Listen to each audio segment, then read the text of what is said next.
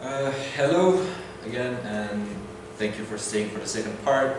Now we're going to start working on a small to-do application with Thorin.js. We're going to start simple right here with the to-do app file. Let's look a bit about on our code if you can see it. We have the default folder structure is we have a to-do.js or app.js, and you have a package.json. This is a standard. Next you have like gitignore, where you should have your .thorin file, because Thorin actually stores some environment information inside its own file. Next you have the node modules here, and then you have a configuration folder where you have a to-do.js, which this is essentially the main configuration file of your application, where you hold up static configuration data such as paths, file paths, or stuff like that. And then you have a small env folder where you have your environment specific configuration for development or production and so on. Next you have an app folder, and inside that app we have, for our to-do application, we have an actions, a middleware, and models. Now I'm going to start with the actions folder. We're just having home.js. Now bear in mind that Thorin actually loads up all the folder, the actions folder. It will recursively check all the files in it and just load them up, and does the same for the middleware folder, and the SQL store does this for the models folder. So essentially this is kind of the default project structure we're going to work with, and we're trying to keep this for all other projects, so it's easy to hop on from one project to another, as I said earlier. Alright, so let's start with our small package.json. Here we have our normal name application, the name of the app, and then we have two scripts. One's set up that just sets up all the components right here, and then the start one, which is simply just node to-do.js. Then we have the dependencies, currently just Thorin, and because it's going to be our to-do app, we're just going to have to add Thorin transport HTTP.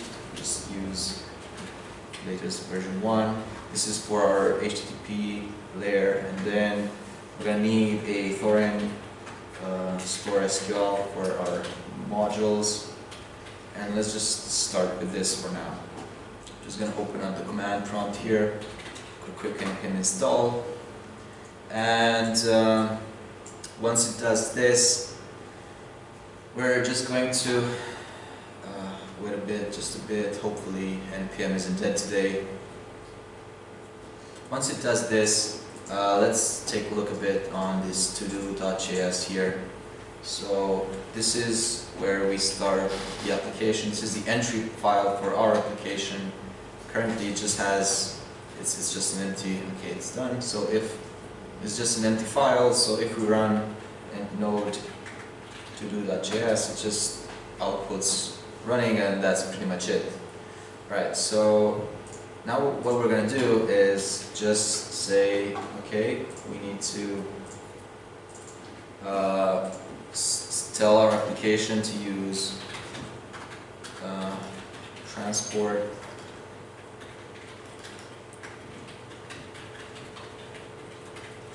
So at this point right here, we already have a web server inside. So if we restart the application here, we're going to see a listening on port 3000, and essentially we have our first web server. So I'm just going to use, I don't know if you've used Postman, but it's kind of easy to use. Hopefully I can zoom in. I can't zoom in. So is it clear for you? Can you see it? Highlight it. How do I highlight it? Select it. double click on the address. Hmm? Double click on the address. Okay. On the edges. It doesn't have any kind of. It's localhost 40,000 dispatch. No, it doesn't have any kind of. Okay, let's see here, price. Okay, let's go with 40. No, just to pick 26. Okay, presentation mode. Awesome. Alright, so it's okay, it should be fine now. So I just did a normal post request here to localhost 3000/dispatch. As I said, the transport layer has a default an HTTP endpoint called /dispatch.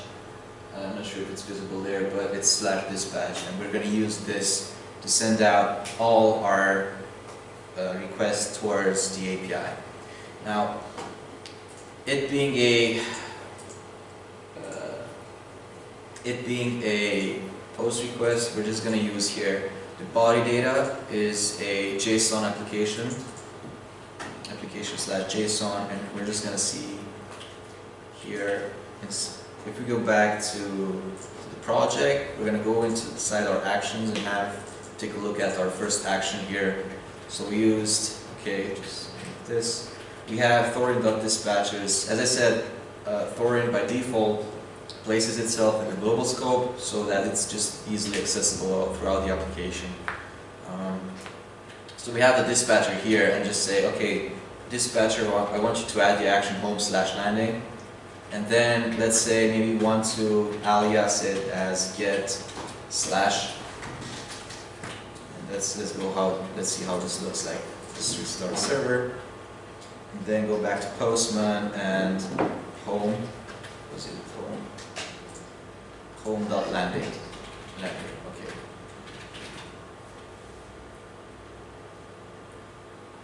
Okay. Alright. You have this 200. Okay. You have. This is our first action request. So all the code that we had was, okay, we go, let's say, okay, dispatcher, add an action called home.landing, and whenever somebody hits the /get endpoint, just run this action. Now, currently, it doesn't do anything. It just, by default, the HTTP transport layer just takes out the result. In this case, it doesn't have any kind of result, and just terminates the request with a 200 OK and a type, the actual type that we sent out. That's pretty much it. So let's go back here and say, okay, now we actually want to process this request, and just say .use, and then we have an intent like this. This is our first inline middleware, which is going to use this intent object that encapsulates the actual input data and information about the client and so on and so forth. So console log hello world. Actually, let's just use the logger. Hello world, and just call next. Restart server, and we're going to see here. Right here, there's a hello world, and the request is still empty because we didn't place any kind of result in the intent. Now let's go back here and say, okay, now I want this is my result, hello world, and just say intent. This is my result. Result here. Results. Okay, so I just told my intent that I have a result. This is the result of this action, and just call next again, and let's see what happens here. If I restart, go back here. Now we see this result here where we have hello world, and we also have this hello world console log here. So this is the basic things that Thorin does for you out of the box. It took us, let's say, 2 minutes of creating an action and having a result here, and then just attaching that result to the intent and just passing along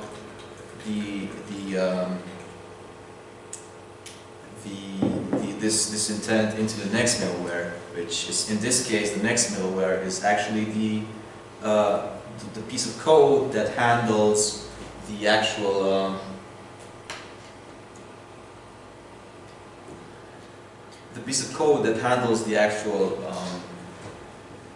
sending the result from the intent, from the action to the transport layer. Now, let's see here what happens if we just use another middleware right here. Sorry. Console log m1 intent object dot result key 1 value 1. Just call next, and here we're just going to have result key 2 value 2. Let's just restart and see what happens. Essentially, if you look into the console log, you have an M here. This is the console log, and this is the log.info here that we had. The result has 2 keys now, which essentially is the combination of 2 middlewares right here. So this is similar with the middleware that Express uses, but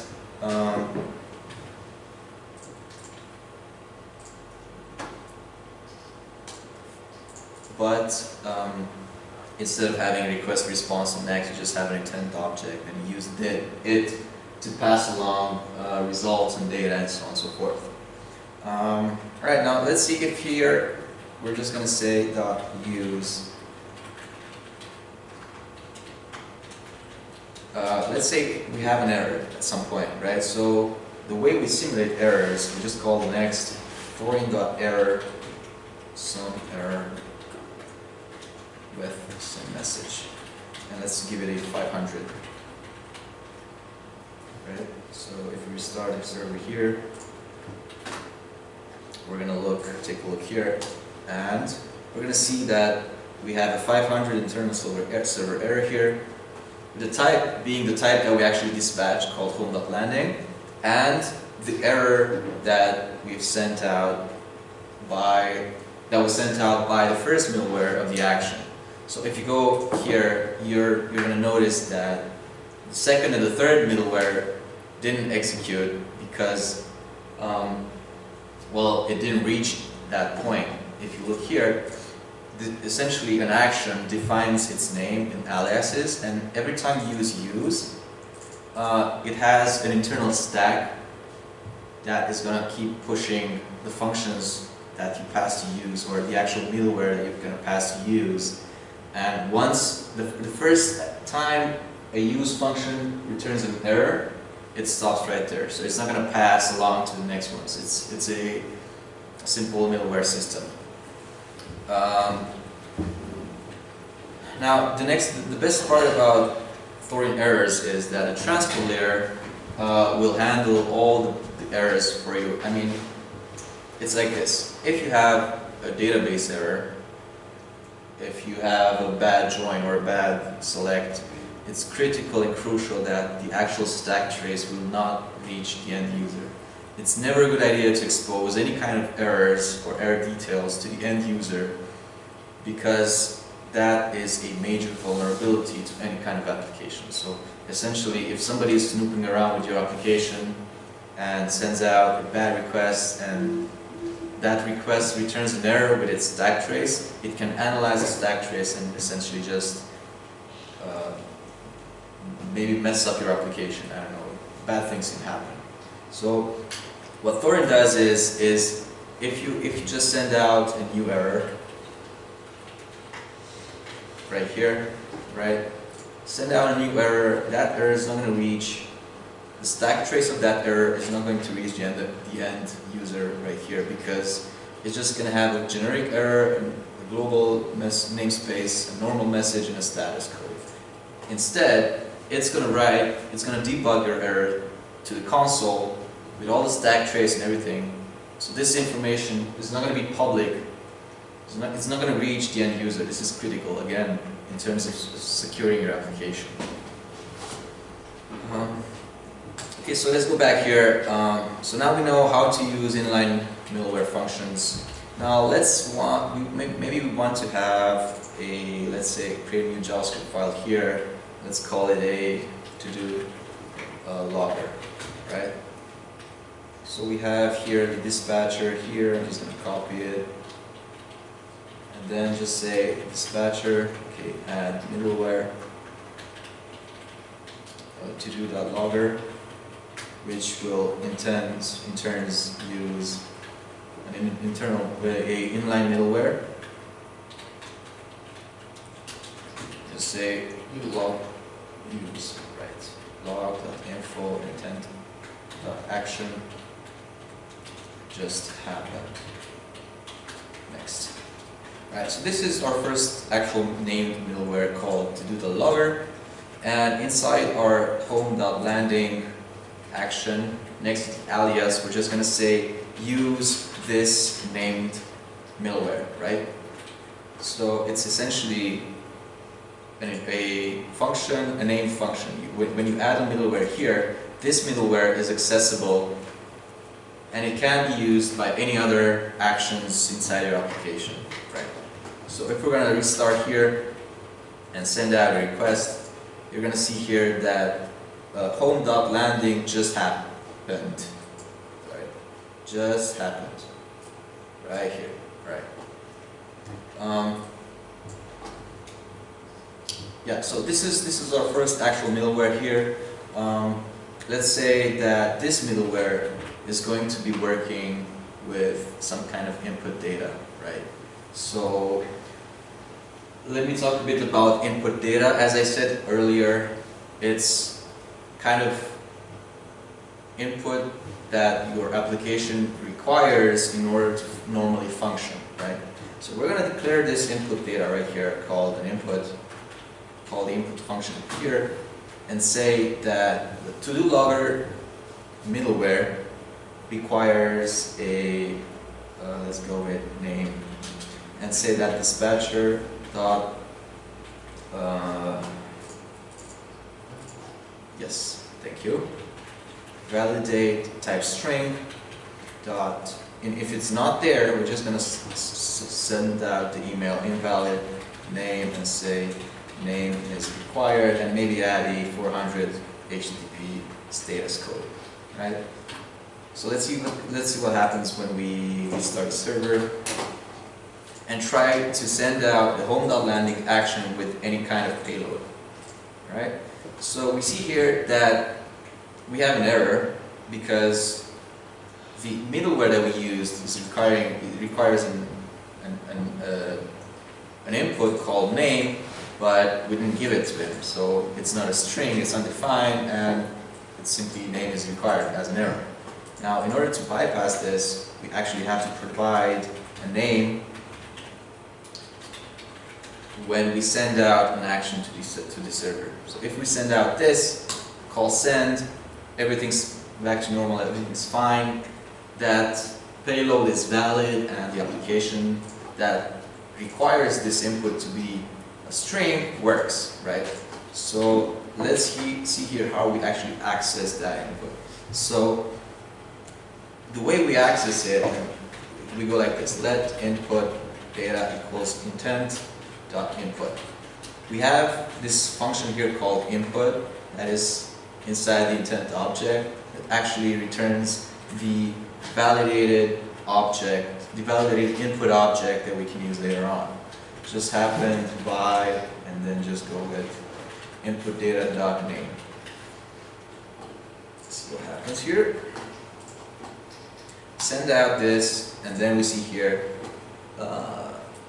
home.landing just happened by John Doe. So this is the basic thing of input-output that Thorin allows you to do. We have a normal payload here with a simple name that is a string, and this input data can be accessed by any one of the middleware functions that you define within your application. If we're not going to use, let's say that we don't want to use that to do the logger there anymore, so just comment it out, and what's going to happen is that when you send out the action called send, it's still going to work, but it's going to work without that name, because the middleware that was requiring the name to be inside the payload isn't required anymore. So it isn't included by the action here. Alright, so this is a broad overview of how actions and middleware and named middleware work in Thorin. Now let's say that we've talked earlier about authorizations. Now let's see what an authorization is. I'm just going to go inside my middleware folder here and add a file called, let's say, token of okay, just const dispatcher, yes, and just say, okay, dispatcher, I want you to add an authorization called token.auth. And that token.auth will use this inline middleware. Next. Alright. So this is essentially our authorization endpoint. We're just going to call next here so that we see that it actually works. We're just going to copy the name here and place it inside. Instead of using this middleware here, we're just going to say, I need to use this authorization here whenever somebody happens to send out this action. Alright, so let's go with here. Essentially, nothing's going to happen because that authorization isn't actually doing anything. If you're looking closely here, it's just sending out, it's just calling the next function there. So let's talk a bit about how an authorization can actually call, how we can actually use authorizations. Now, this intent object here has a special property called intent object.authorization. Solve log token. We're going to talk a bit about this. I'm just going to restart here, use this here, and this is null. Now that authorization property within an intent is actually the HTTP header called authorization. Right? So whenever we want to do an HTTP call from a client to our server, the way we can authorize that actual request is by either A, using sessions and cookies, or we can just use the authorization header with a bearer and token 123, for example. When we send out this, the Thorin transport knows that the authorization HTTP header will potentially include a bearer string and then the actual value of the token, right? So when it wasn't there, it was null, and now that it's here, it's token 123. So let's say that, going back to our example, if we don't have an authorization token, return next Thorin.error not authorized. Right there, and a 401. And just restart our small application here. And we know that if we're going to click out the authorization endpoint, authorization name header, we're just going to receive a not authorized error because we're not sending any kind of authorization header. So if we click that authorization header right back there and send, it's going to pass because we have the authorization header. Now, coming back to our code, this just checks if it exists. Now we can just add if auth token not token 123, and then return next throwing of error, no invalid. Let's go with invalid token. And for one, restart the server, and we're gonna have let's send bearer 1231. It's going to be invalid because the token isn't the one that our authorization middleware is used to having. If we send error 123, it's going to go right through it, and this is essentially how, in essence, authorization can work in a Thorin application. So you can combine multiple types of authorization for different actions. Here we just added this authorization called token.auth, and here we're just manually checking a hard-coded value, but think about, let's say this is where you could actually fetch your tokens from a database or from Redis, or I don't know, check them somehow. This is where you can check if your tokens are JWT or sessions or any kind of authorization source that you can think of. Once that source is available and it's fine, you can just call the next function, and if we look back in our action, once this authorization passes, it's going to call this next function here, and then the next function here. If this is not going to go with, it's not going to call next with an error. Now, if we also include the to-do logger here, we're probably going to get an error because we're not going to send out any kind of payload, right? So we have an invalid name, but we still have a valid request because our header actually includes the authorization token. Let's just go with name John Doe, and it all works. Now this is the basic explanation of. We've just seen an example of actions, middlewares, and authorizations, which are one of the few building blocks of Thorin, and how you can easily use them throughout your application. So we've talked about a bit about actions, and now let's go on and create our first model, right? So in terms of stores, we have our inside. We've installed our SQL store right here, but we didn't tell our application to use it. It just adds a transport, and that's pretty much it. Now we're going to go on and say .add store require Thorin store SQL, right? Now by default, the SQL store doesn't have any kind of credentials. It's going to try and connect to the localhost store, and because we didn't give it any kind of user and password, it doesn't have any kind of credentials, and it's going to essentially return with an error, and the application is not going to boot. Even though it's running here, let's just add if error return, just gracefully shut down the application here. This is right here. So the application failed to initialize because we didn't have any kind of, the SQL store couldn't boot up. Now let's go and add some kind of configuration to our application. In the application specific configuration file, we're just going to say here, okay, for store.sql, we're going to use, let's go on and see some kind of configuration that we have. I'm going to bring up the SQL store from Thorin. Let's give me 1 second.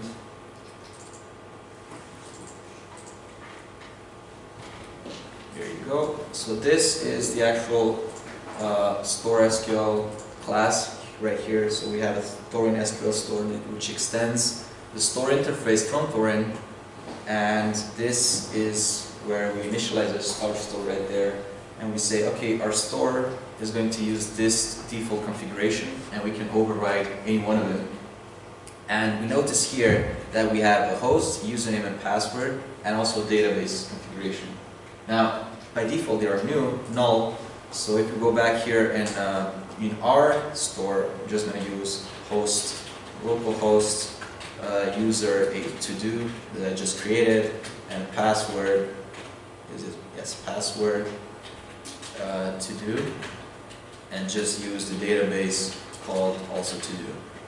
So we've just added this small configuration here, and once we launched it, it knows it connected to the SQL server, it validated credentials, we have a valid SQL connection, and it took us a minute. Now, because this kind of credentials shouldn't be here stored, we're just going to get it out of here and place it in the development environment configuration file here inside store.sql. Just go with this. Now we have a local development environment configuration, which in terms in the production environment is going to be, we're still going to copy this, but is going to be empty, and I will show you later why. Just like this.